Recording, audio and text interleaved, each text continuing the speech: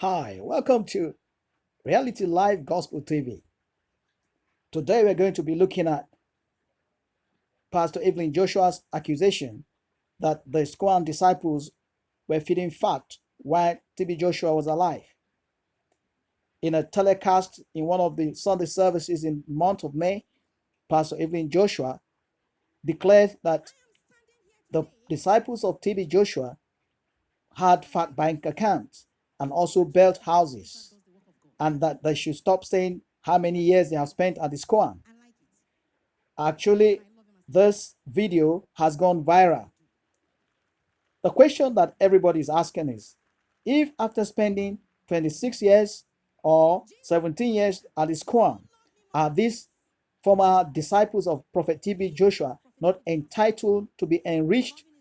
Because one of the things we have learned was that Prophet TB Joshua took care of his disciples.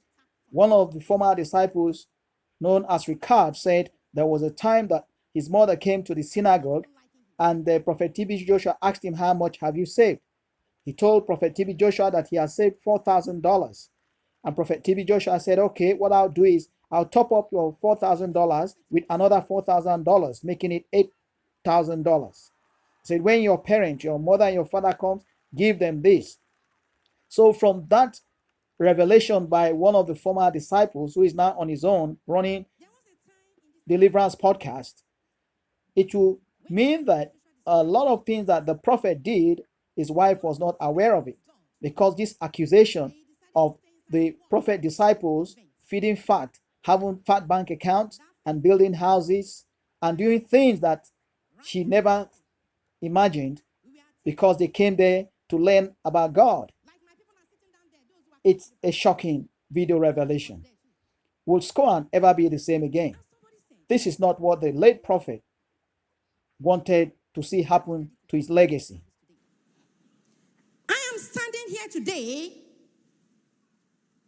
because I like the zeal at which Prophet TB Joshua does the work of God. The passion behind it. I like it. But I love him as a man. Yes, I do.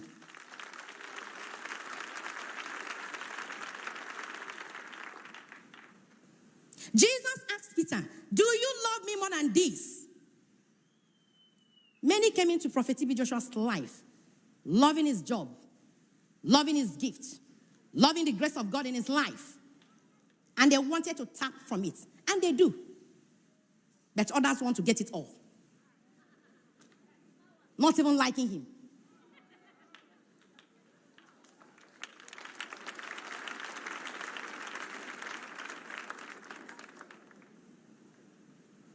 If you love Prophet TB Joshua, you will love Evelyn.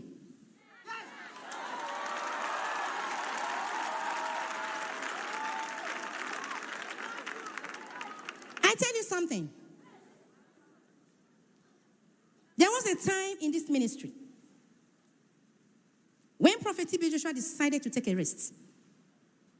Not in his faith to his God, but he decided to stay inside and watch events.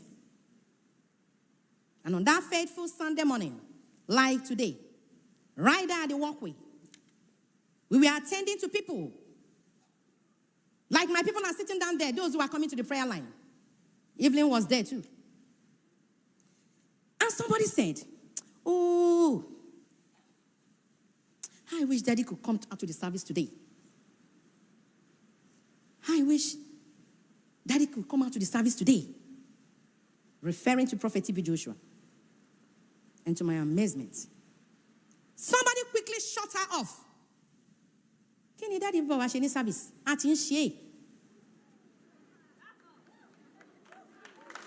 What is Daddy coming to do in the service? We are doing it. We are doing the job. I was silent. My people of God, I went in. And I did my little arm a bow to the Oga himself. Yes. I gossiped to him. Said, instead you don't need to come out to the service again. That they are doing your job for you. And the next service, the prophet came out to the service. I won.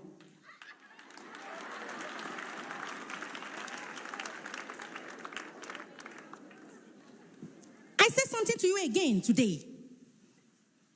In this house, be you a worker, a disciples, at one time or the other, Prophet TB Joshua has asked you to take your leave. That is the truth. But what do you see and hear? I am sorry, sir.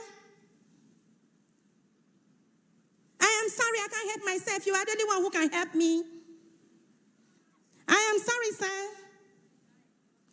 I have no place to go. I have no home. My people have rejected me. My family have rejected me. Those are the words you hear. But every holiday, every Christmas, every New Year, Easter, you see those relationships, their people, their family, they claim they have rejected them. We come here taking bags of rice with cash gifts on their behalf. At the end of every service like today, you will see them hanging around with them in all corners of the church. The families that rejected them.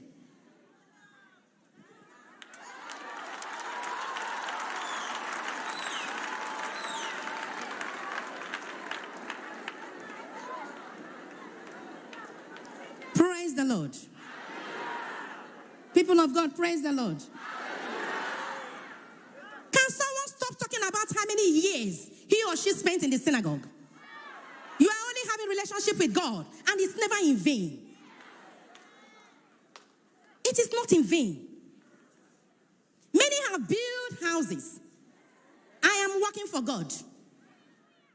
Many have trained their siblings out of higher institutions. We are working for God. Many have huge bank accounts. They are working for God.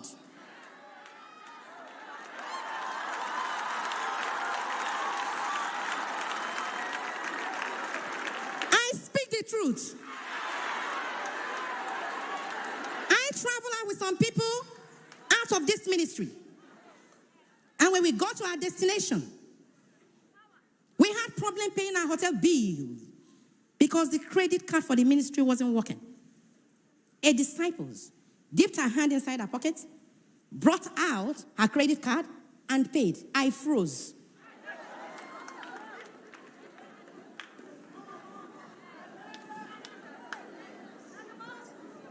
Our relationship with God.